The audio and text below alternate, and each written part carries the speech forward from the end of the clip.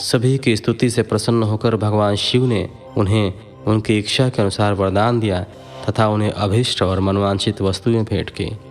तत्पश्चात भगवान शंकर की आज्ञा लेकर सभी देवता अपने अपने निवास को चले गए।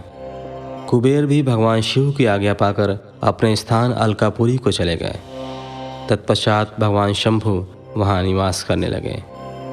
वे योग साधना में लीन होकर ध्यान में मग्न रहते।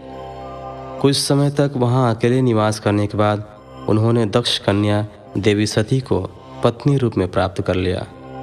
देवर्षि अब रुद्र भगवान देवी सती के साथ वहाँ सुखपूर्वक विहार करने लगे।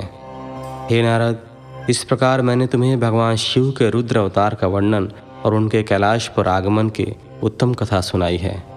तुम्हें शिवजी व कुबेर की मित्रता और भगवान शिव की विभिन्न लीलाओं के विषय में बताया है। उनकी भक्ति तीनों लोकों का सुख प्रदान करने वाली तथा मनोवांछित फलों को देने वाली है। इस लोक में ही नहीं परलोक में भी सद्गति प्राप्त होती है।